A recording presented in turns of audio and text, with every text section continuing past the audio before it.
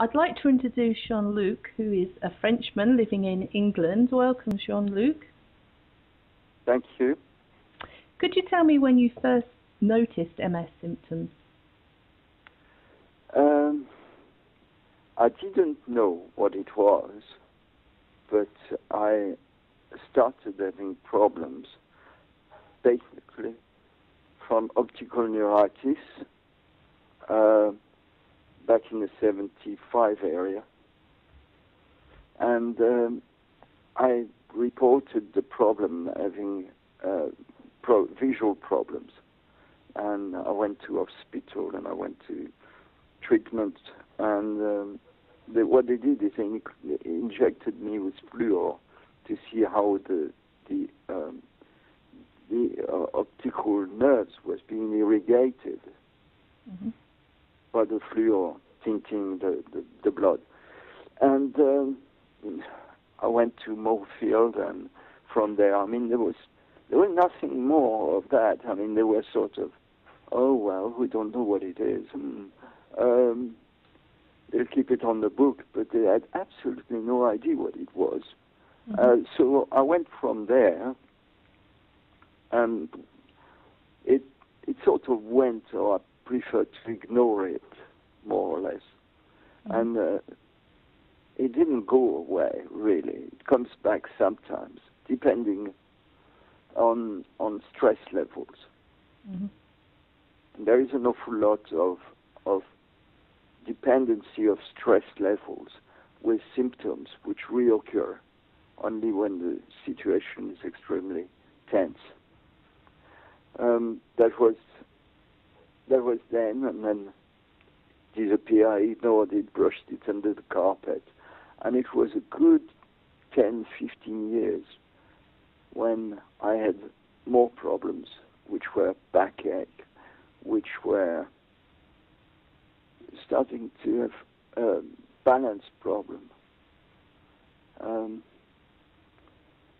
And falling over was becoming a regular occurrence. People sort of laughed about it, say, well, you can't see all this drink, it must be a Frenchman in him. But it was quite embarrassing to a large extent, because I couldn't work out why. Couldn't withstand it like others could. And then there was all sorts of problems that came to link to it. But I mean, almost all the symptoms that I have now occurred through those years, and I reported religiously then to the hospital and had various tests done for. I had tingling hands.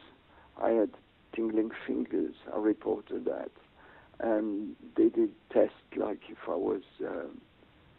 it was carpal tunnel, by putting some electric shocks into your arm to see if it was a blockage into the wrist, which it wasn't.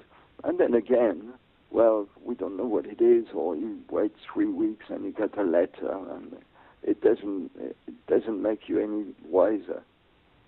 So all that was brushed under the carpet until a day back in 2002, where I was going to, it was funny, I was running a workshop of equipment at the time. And instead of turning up with a bottle of Plonk, one of my clients said, well, listen, you're really painful to watch and walk with your difficulties. I've got an osteopath who does me and my family is really good. So instead of buying you a bottle of scotch this year, I bought you a session with him. You go and see him, it's on me. So I went to see him. And it was quite far, but I'm such a Scrooge, I thought, well, I better use it. I've never been to see an osteopath. And I went to there, and the guy looked at me as I passed his threshold, and I was just made a few steps to his seat, and I was using one stick by then. And he said to me, I'm sorry to tell you, but there is nothing I can do for you which is going to last more than 15 minutes. Now, you've got to do something. You've got to insist on an appointment with a neurologist, and you've got to insist for an MRI scan. And I mean, after years and years and years of going for every single symptoms that my poor body was going through, that guy who is an osteopath, who is not a doctor, who is not even considered to be part of the medical brotherhood, so to speak, went for a bullseye first time. And he knew exactly what I had. Wow. He didn't tell me then, but I asked him years after, and he said, well, I got my eyes, I used them. And he was right. I mean, I went to have an MRI scan. I had an appointment with a neurologist, and they revealed me that, well, good news is we know what's wrong with you. The bad news is it's MS. And they linked immediately to say, do you want an appointment with a counselor? And I said, no. No, for years my life has been a misery. I didn't know what I had. And I thought I was going crazy. I didn't know what I had. Now I could pin it down. I could name it.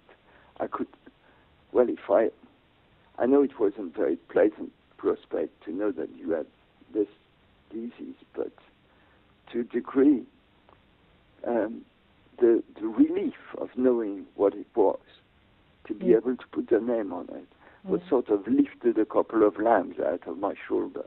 That's good. So that was back in 2002. 2003, I was diagnosed officially by the neurologist, and I kept working until 2007.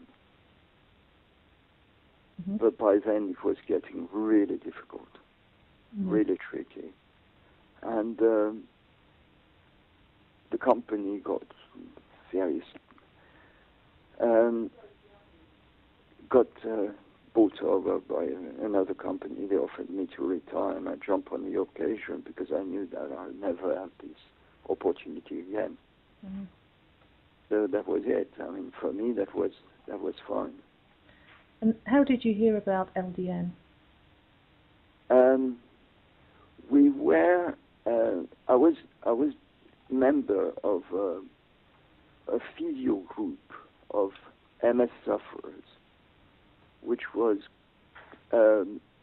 gathered somewhere in Woking when I was member of that group and going every 2 weeks to do physio exercise with them.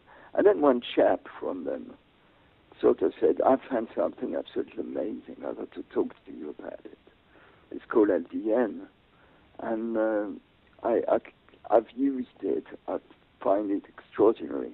And I urge you lot to give it a go. So that was the first time I heard of it. The guy's name was John Hogue. And many of us did follow his advice. From there on. And what were your symptoms at that time when you found LDN? From the beginning of 2003, where I was officially declared MS, and January 2009. No, I didn't have anything. I didn't. January 2009 was when I started the LDN. Right. And did you manage to get your own doctor to prescribe LDN for you, or did you have to get a private prescription? I didn't. I mean, he turned me down. Sort of. Why do you need this for? You know. And I thought, well, I don't like the tone of that, so I managed to get my neurologist to actually do him a letter, a slap on the wrist from somebody who's a couple of tags higher than you. And he then did the prescription. But he had to be a little prompted. I mean, I know a lot of people who wouldn't have bothered, but I sort of, I'm that way inclined. That's what we are, the French, the sort of foot in the door. And when you first started, did you have any introductory side effects? No. I just carried on as normal. Mm-hmm.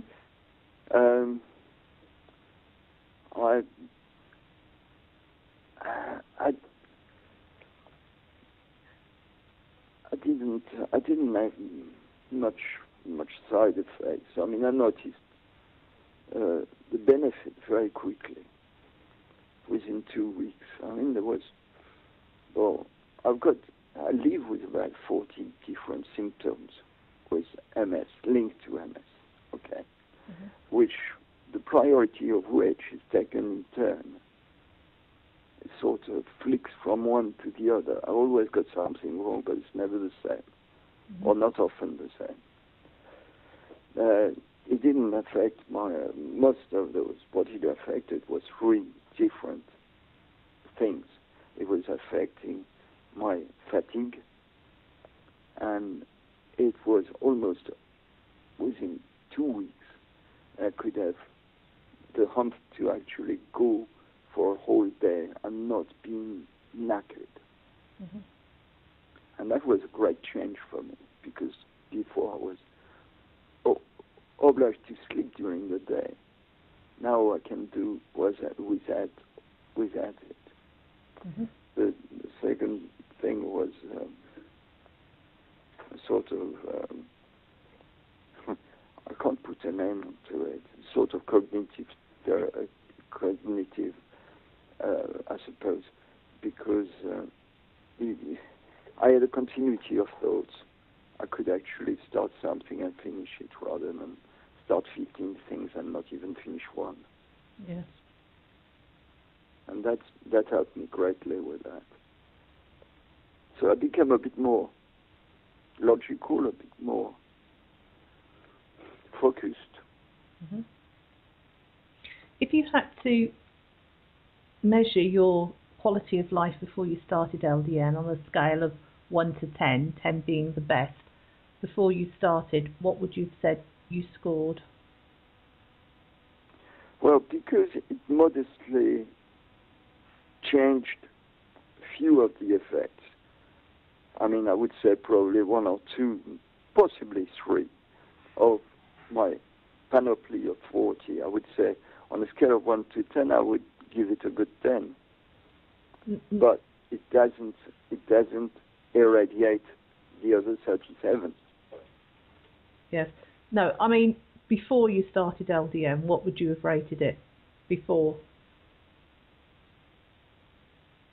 Oof.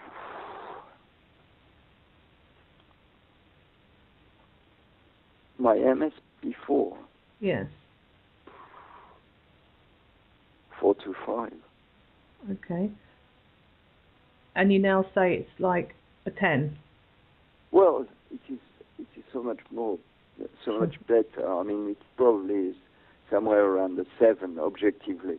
Mm-hmm. But I tend to look at the optimist, Yes.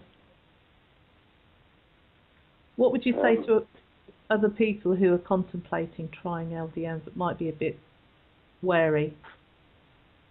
Oh, I encourage people to give it a go. I've always done. It really is my unwritten law, policy, whatever. I mean, something which works for me. I'll pass it on. Some people don't want to try. Some people are reluctant.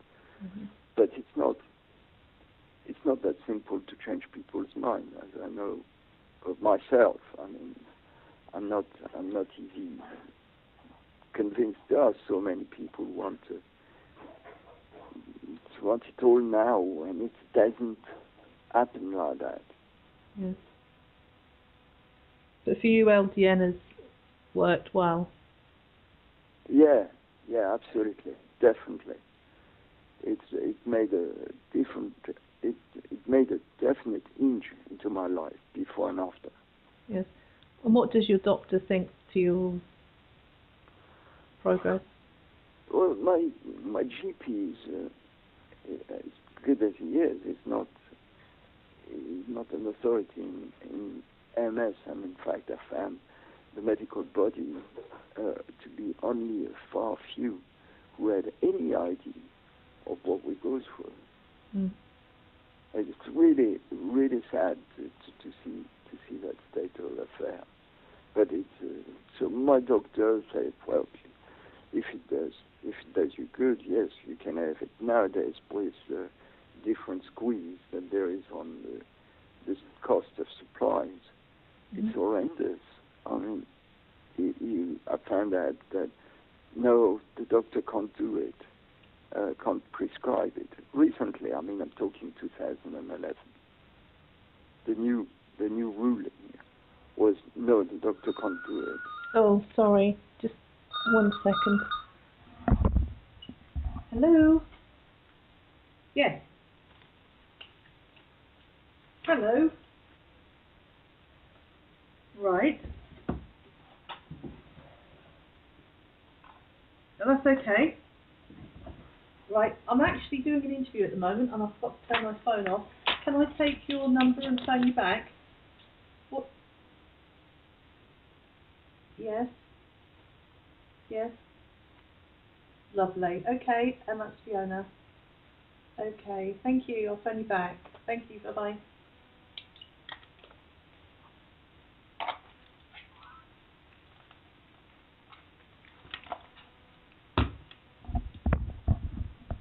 Well, that would teach me to not to unplug the phone. Never mind. I've unplugged it now. So, sorry. I should have done it on Skype for you. Oh, it doesn't matter. It's free in this package that I have anyway. Okay, right. That's fine. Yeah. So let's just go back to your doctor. Yeah, my doctor. Okay, my doctor was difficult to convince at first. Then I had to give him a hint from up here down the road, like the neurologist who said, yes, this guy, you should give him LDN. And I got it that way in the first place. Mm-hmm. But only this year, they were giving me the wild goose chase. Oh no, the doctor can't. No, it's got to be a specialist doctor. So I asked the neurologist, would you do me and a few weeks later, it was, no, the neurologist can't do it. It's got to go through the GP. So there was a sort of wild goose chase. I've been through that when I was collecting money. I know what the game is to gain time. Mm. But I was really cheesed off about it. Mm. So I managed to go to Scotland and, well, not go to Scotland, but obtain my LDN from Dixon's in Scotland. Mm-hmm. And got private prescription for which I purchased from my doctor to get the LDN. Mm-hmm. Maybe that would be quite interesting actually to you. When I was collecting my LDN from a chemist, suddenly I asked them incidentally, how much was the LDN costing you, the chemist? And they said, over £250 for a month's supply. I went, what? I said, you got to purchase it from these guys. Dixon in Scotland, I mean, that's what it cost me. It cost me 24 quid a month. And they said, oh no, we can't do that. We got to purchase our medicine or unlicensed medicine from an unlicensed provider of medicines. So they were caught in the, it's Treasure Island, really, again and again. Well, many people do get their NHS prescriptions from Dixon's. They Yes. are authorised to do that. Yeah.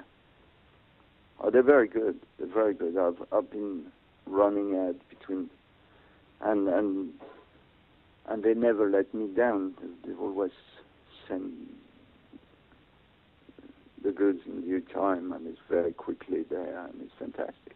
So now I've made a commitment to buy 3 months batch, so I never quote short, Yes. or I can see when I need to have another prescription, which is fine. I really enjoy it. I mean, it's good. It makes a great deal of difference. And have you seen your neurologist since you started LDN? Yes. She was thrilled that I was getting so much cognitive difference into my life. And I mean, it didn't help any other area. The fatigue, yes, and other things, but I can't pinpoint sort of well-being or the little idea you've got of yourself, which sort of seriously eroded since the diagnosis. Well, thank you very much for sharing your story with us. I do appreciate it. You're okay. You're very welcome. So that's us